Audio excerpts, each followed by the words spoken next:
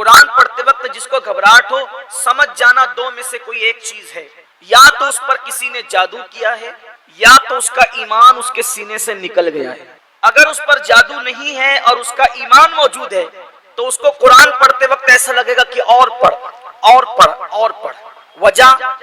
وجہ یہ ہے، بہت خوبصورت وجہ ہے، اس کو دل کے کان سے سن لے، بہت خوبصورت وجہ ہے۔ دیکھو، جب کوئی شخص پردیس جاتا ہے، وطن سے باہر جاتا ہے، ابھی تو دنیا سمٹ گئی اور مٹھی میں ہو گئی ہے دنیا، تو کہیں آنے جانے کی اب اتنی اہمیت نہیں رہ گئی ہے۔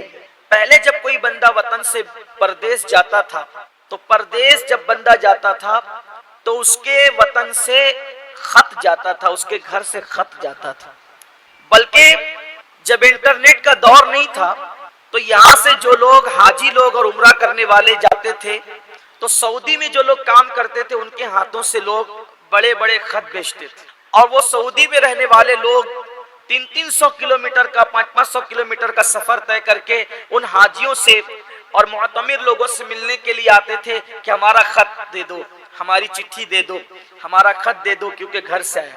اور جب وہ خط آتا تھا تو اتنی خوشی ہوتی تھی، ایسا لگتا تھا کہ جیسے ہم اپنے کسی بچھڑے ہوئے سے مل گئے، اور اس خط کو ایک ایک خط کو بار بار پڑھنے والے پڑھتے تھے۔ کیوں؟ اس لیے کہ ایسا لگتا تھا کہ وطن سے چٹھی آئی، اپنے پیاروں کا پیغام آیا ہے، ایسا لگتا تھا، اور ان کا پیغام پڑھ کر کے سارے دکھ دور ہو جاتے تھے، ساری جدائیوں کے غم دور ہو جاتے تھے۔ ایسا ہوتا تھا کہ نہیں ہوتا تھا؟ ہوتا تھا۔ ٹھیک اسی طرح بلا تمثیل، ملانے کے لیے نہیں، صرف سمجھانے کے لیے، ہم بھی پردیس میں، یہاں ہم بھی پردیس میں، ہمارا وجود دو چیزوں کا مرکب ہے، ہمارا وجود دو چیزوں کا مرکب ہے، ایک ہمارا جسم ہے اور ایک ہماری روح ہے۔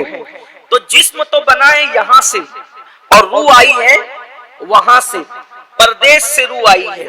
تو اب چونکہ جسم یہاں کا ہے لیکن روح ہے پردیسی، تو اب یہ روح جسم کے پنجرے میں بے چین ہوتی ہے، بے قرار ہوتی ہے۔ کس کے لیے؟ دیس کے لیے، وطن کے لیے، یار کے لیے، جہاں سے آئی ہے اس کے لیے پھڑپڑاتی ہے، بے چین ہوتی ہے، بے قرار ہوتی ہے۔ تو اب ایسے میں آدمی بے چین اور بے قرار ہوتا ہے، روح بے چین ہوتی ہے تو انسان بے قرار ہوتا ہے۔ آنکھوں کی کوئی حیثیت نہیں، ہاتھوں کی کوئی حیثیت نہیں، پیروں کی کوئی حیثیت نہیں، جسم کی کوئی حیثیت نہیں، یہ پنجرا ہے، پنجرا، اور اس میں اصل وہ پرندہ ہے جسے روح کہتے ہیں۔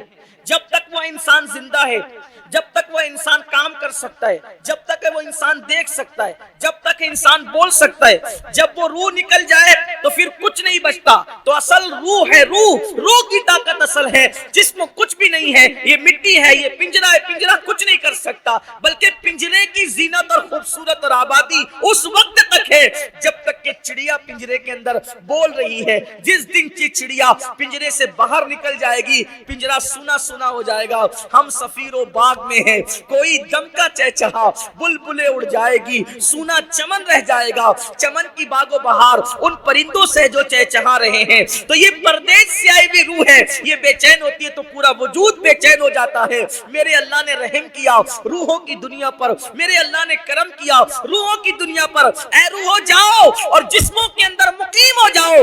روحوں نے کہا ہوگا مولا تیرے دیدار کے بغیر، تیرے جلووں کے بغیر ہم کیسے رہ سکیں گے؟ تو یار نے کہا میں نہ صحیح، میں اپنی طرف سے تمہیں چٹھی بھیجوں گا، اپنی طرف سے میں پیغام بھیجوں گا، اپنی طرف سے خط بھیجوں گا۔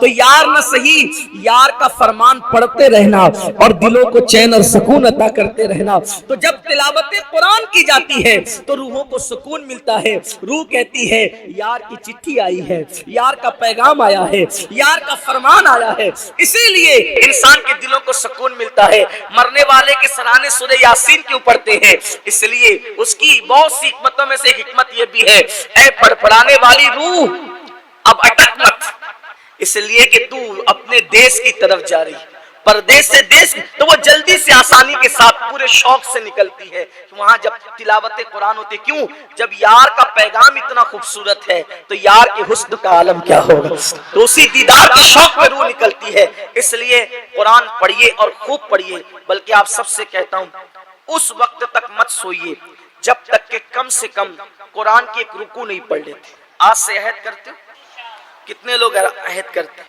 کچھ کہیں گے ہمیں قرآن پڑھنا نہیں آتا، کوئی بات نہیں، میں نے کہا نا مولانا تجمل صاحب نے قرآن ریکارڈ کرا دیا ہے، ہیرا اسلامک چینل پر جائیے اور ایک رکوع روزانہ سنیے، ایک رکوع صرف سنیے، اگر نہیں پڑھ سکتے تو سنیے اور سیکھنے کی کوشش کیجیے۔ اللہ تعالیٰ سب کو توفیق دے۔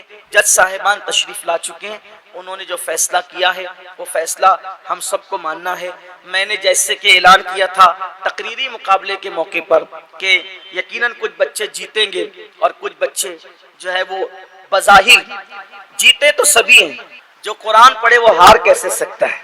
جو قرآن پڑھے وہ ہار سب جیتے، لیکن کسی کو انعام ملے گا مدرسے کی طرف سے اور کسی کو انعام ملے گا اللہ کی۔ چاہے کہ جادو بے اثر ہو جائے تو پھر جادو اثر نہیں کرتا، اس سے کچھ نہیں بگڑتا، لیکن کبھی کبھی تقدیر میں اگر لکھا ہوا ہو کہ جادو کے ذریعے سے یہ مصیبت میں پریشان ہو جائے، تو کبھی کبھی حضور علیہ السلام پہ خود ایک یہودن نے جادو کیا تھا، تو اس کے آثار اللہ کے رسول صلی اللہ علیہ وسلم کے وجود ناس پر جو ہے وہ ظاہر ہونے لگے تھے۔ پھر اللہ تعالیٰ نے سورہ فلق اور سورہ ناس کو نازل فرمایا، حضور علیہ السلام نے اس کی تلاوت کی تو آقا کریم صلی اللہ علیہ وسلم کی تلاوت کی برکت سے وہ جادو کا اثر ختم ہوا۔ یہاں تک ہمارے بزرگوں نے لکھا ہے حضور کی جو زلفیں تھی اس میں گانٹھ دے کر کے جو ہے وہ جادو کیا تھا۔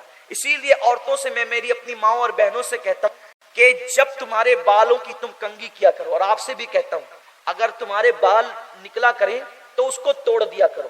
صوفیاء کرام فرماتے ہیں کہ اگر بالوں کو توڑ دو گے تو پھر ان بالوں پر کوئی جادو نہیں کر سکے گا، تو اس لیے اگر بال نکلے تو اس کو توڑ دینا چاہیے۔ اور خواتین کیا کرتی ہیں، وہ اپنے بالوں کو جمع کر کے رکھتی ہیں، یا پھر وہ کیا کرتی ہیں کہ وہ بالوں کو یوں ہی پھینک دیتی ہے، تو کوئی اٹھا لیتا ہے اور اس پر جادو کر دیتا ہے۔ تو اس لیے یہ کیا کرے کہ وہ بال نکلے تو اس کو دفن کر دیا کرے تاکہ اس کو کوئی اٹھا کر کے اس کا غلط استعمال نہ کر سکے۔ تو آقا علیہ السلام نے فرمایا کہ جو کسی پہ جادو کرے یا کروائے وہ ہم میں سے نہیں ہے۔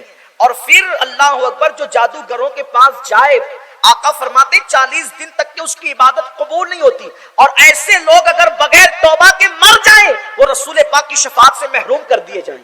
اتنا سخت حکم بیان کیا گیا ہے، اور انجام کیا ہے؟ آپ نے کسی کو پریشانی میں ڈال دیا، تکلیف میں ڈال دیا، وہ اللہ جتنے دنوں تک چاہے گا، اللہ کی مرضی کے بغیر پتہ نہیں ہلتا، وہ تکلیف میں رہے گا، اور اللہ جس دن چاہے گا تو وہ کوئی چھوٹا سا وظیفہ ہی پڑھ لے گا تو وہ جادو ختم ہو جائے گا۔ کچھ نہ کچھ تو اس کے لیے راستہ نکلے گا نا، کیونکہ آپ کسی کو پریشان کر سکتے ہیں، کہتے ہیں نا شیطان ہلاکان کرتا ہے، جان سے نہیں مار سکتا۔ تو ایسی صورت میں لیکن جب قدرت آپ سے بدلہ لے گی، آپ سے انتقام لے گی، لوگوں کو ستانے والوں کا انجام کبھی اچھا نہیں ہوتا۔ ان لوگوں کو ہم نے دیکھا ہے جو جادو کرتے کراتے ہیں، جب وہ دنیا سے گئے تو لوگوں نے ان کے جنازوں میں شرکت کر کے کہا کہ چہرے ایسے ہو گئے تھے کہ چھپانا پڑا، جنازہ ایسا ہو گیا تھا کہ جلدی سے اٹھانا پڑا، لوگوں نے دوپٹے رکھ لیے اپنے ناک پر، لوگوں نے رومال رکھ لیے اپنے منہ پر، جسم سے ایسی بدبو آئی۔ مسلمانوں یاد رکھو، جادو کر کے کسی کو مت ستاؤ، کسی کو تکلیف مت پہنچاؤ۔ چند عورتیں دیکھتی ہے کہ میرے دیور دیورانی کی اچھی جم رہی ہے، چلی گئی جادو کرانے کہ ان کے درمیان جدائی پیدا ہو جائے۔ ہنسنے کی بات نہیں، یہ بہت تکلیف کی بات ہے۔ حضور نے فرمایا وہ ہم میں سے نہیں۔ آپ کتنی بھی نمازیں پڑھیے، کتنے بھی روزے رکھیے، کتنے بھی حج کریے، کتنے بھی زکات دیجیے، حضور نے اپنے محبوب امتیوں کی فہرست سے خاتم خارج کر دیا ان لوگوں کو جو لوگ جادو کرتے کراتے ہیں۔ آقا فرماتے ہیں وہ ہم میں سے نہیں ہے۔ اللہ اکبر۔ بلکہ یہاں تک بزرگوں نے فرمایا جادو کرنے والوں کا انجام یہ ہے کہ قبر میں اللہ تبارک و تعالیٰ ان کے چہرے بدل دیتا ہے، اللہ تعالیٰ ان کے چہروں کو تبدیل فرما دیتا ہے۔ پھر میرے آقا صلی اللہ علیہ وآلہ وسلم فرماتے ہیں جو برائی ہوتے ہوئے دیکھے اور لوگوں کو برائی سے منع نہ کرے وہ ہم میں سے نہیں۔ آج کل کیا ہوتا ہے، محلے میں دیکھ رہے ہیں لڑکے کیرم کھیل رہے ہیں، آپس میں بات کرتے ہیں، کانا پھوسی کرتے، دیکھ وہ کا لڑکا کھیل رہا ہے، یہ ہو رہا ہے، روکتے کیوں نہیں، منع کیوں نہیں کرتے؟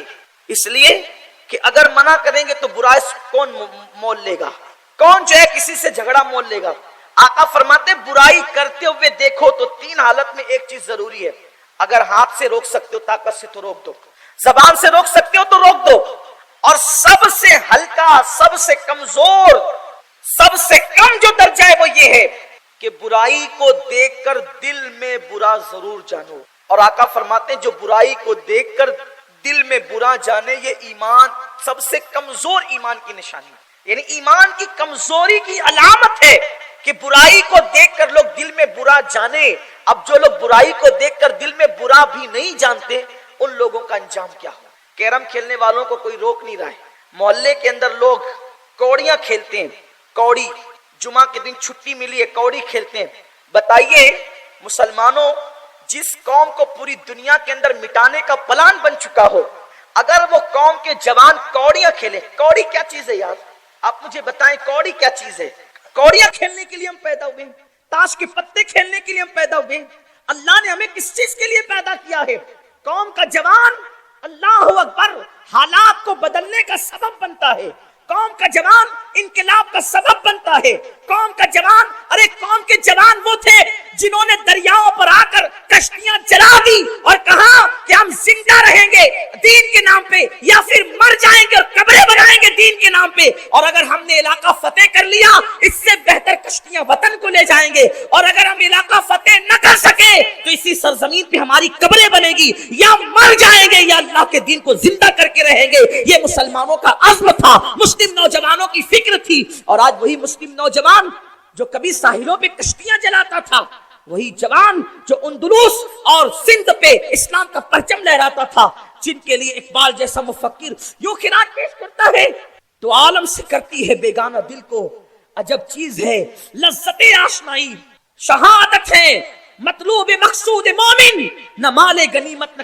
کشور کشائی۔ یہ حال تھا مسلم نوجوانوں کا، اور کہا تھا نہیں تیرا نشیمن عصر سلطانی کے گنبد پر، تو شاہی ہے بسیرا کر پہاڑوں کی چٹانوں میں، عقابی روح بیدار ہوتی ہے جوانوں میں، نظر آتی ہے ان کو اپنی منزل آسمانوں میں، اور آسمانوں میں ہی نہیں پھر وہ کہتے ہیں ستاروں کے آگے جہاں اور بھی ہے، ابھی عشق کے امتحان اور بھی ہے، تو شاہی ہے پرواز ہے کام تیرا، ابھی تیرے لیے آسماں اور بھی ہے۔ حیرت ہے آج ہم محلے میں، مجھے بتاؤ جب محلے کا جوان جمعہ کے دن سر پہ ٹوپی پہن کر کوڑیاں کھیلے گا تو بچوں پہ کیا اثر پڑے؟ تاش کے پتے کھیلے گا تو بچوں پہ کیا؟ ہم اپنے بچوں کو خود بگاڑ رہے ہیں مسلمانوں۔ تو اللہ کے رسول صلی اللہ علیہ وآلہ وسلم فرماتے ہیں برائی کو دیکھو اس کو روکو، برائی کو دیکھ کر کے روکو، اس لیے کہ جو برائی کو دیکھ کر نہ روکے آقا فرماتے وہ ہم میں سے نہیں۔ یا مجھے ایک روایت یاد آتی، دل کے کانوں سے سنیں، دیکھ رہے ہیں بہت سارے لڑکے محلے میں کھڑے رہتے ہیں، بد نظری کرتے ہیں، کسی میں ہمت نہیں، کوئی بولنے والا نہیں، کون روکے گا کون ٹوکے گا؟ اس لیے برائیاں بڑھتی جا رہی ہیں۔ شادیوں کے اندر ڈی جے بج رہے ہیں، شادیوں کے اندر ہلدی کے منڈپ میں کل صبح شادی ہوگی، آج رت جگہ ہے، شراب پی جا رہی ہے۔ ہمارے شہر میں یہ ہو رہا ہے، تاش کے پتے ہیں، شراب ہے، یہ سب ہو رہا ہے۔ کب؟ شادی کے موقع پر۔ انا للہ و انا الیہ۔ سفر میں نکل رہے ہیں، راستے میں آتے جاتے شراب کی ہوٹلوں پر رک رہے ہیں۔ ہمارے یہاں یہ ہو رہا ہے۔ مسلمانوں آخرت بھول گئے، کم سے کم نئی دنیا کی ذلت اور رسوائی کی اہمیت ہے تو قبر میں رب کی بارگاہ میں حاضر ہونا، محشر میں اللہ کو منہ دکھانا ہے، رب کی بارگاہ میں پلٹ کر جانا ہے۔ خود برائی سے رکو اور دوسروں کو برائی سے روکو۔ ایک قوم جو برائی میں مبتلا ہو چکی، ڈوب چکی تھی برائی میں، اور اس قوم میں ایک عابد رہتا تھا، عبادت گزار، پرہیزگار، متقی شخص۔ اللہ تبارک و تعالیٰ نے جبریل سے کہا جبریل یہ پوری قوم جو ہے وہ بہت گنہگار اور پاپی ہو گئی ہے، اس لیے میرا عذاب لے کر کے جا اور اس بستی کو اٹھا کر کے پلٹ دے، یعنی کہ وہ زمین کا خطہ پورا اٹھا کر کے اس کو پلٹ دیا جائے۔ جبریل امین نے عرض کی میرے اللہ تیری حکمتیں تو واضح ہیں، تیرا ہر کام حکمت سے بھرپور ہے، تو عالم الغیب والشہادہ ہے۔ مولا اس بستی کے اندر ایک ایسا بھی بندہ رہتا ہے جو تیری خوب عبادت کرتا ہے۔ اللہ فرماتا ہے پہلے اسی پر عذاب ڈالنا، جانا نا تو پہلے عذاب اسی پہ ڈالنا۔ اس کی مولا سب تو پاپی ہے، توجہ کریں، سب تو پاپی ہے، گناہوں میں ڈوبے ہوئے ہیں، تیری نافرمانی میں ڈوبے ہوئے ہیں، لیکن وہ تو تیری نافرمانی نہیں کرتا، اور تیرا فرمان ہے مولا کہ پہلے اس پر عذاب ڈالنا، پہلے عذاب میں اس کو مبتلا کرنا، دوسروں کو بعد میں کرنا۔ مولا وہ تو پاپ نہیں کرتا، وہ تو گناہ نہیں کرتا۔ ارشاد ہوا جبریل وہ خود گناہ نہیں کرتا، لیکن اس کے سامنے جو پاپ اور گناہ ہوتے ہیں وہ اس کو روکتا نہیں۔ یعنی خود نیک بن جانا کافی نہیں ہے، خود متقی بن جانا کافی نہیں ہے۔ ہم یہ سوچتے چلو میں نمازی بن گیا، میں نے داڑھی رکھ لی، میں نے فلمیں چھوڑ دی، میں نے جوا چھوڑ دیا، میں نے کیرم چھوڑ دیا، میرے گھر کے لوگ باپردہ ہو گئے، اب میں کیا کروں؟ میں نے تو اپنے میں رہنا، چپ چاپ نماز روزہ کرو، کسی کے چکر میں نہیں پڑے. نہیں، اگر اللہ نے تمہیں طاقت دی ہے گناہ کو ہاتھ سے روکنے کی تو ہاتھ سے روک دو، اور اگر اللہ رب العزت نے ہاتھ سے روکنے کی طاقت نہیں دی ہے تو زبان سے منع کرو. لوگوں کو روکو، اچھے سے روکو، لیکن روکنے کا بھی طریقہ ہوتا ہے. دو باتیں عرض کر کے اپنی گفتگو ختم کروں. دیکھو حضور صلی اللہ علیہ وسلم لوگوں کو برائیوں سے کیسے روکتے تھے. آقا کا انداز کریمانہ کیا تھا، انداز حکیمانہ کیا تھا.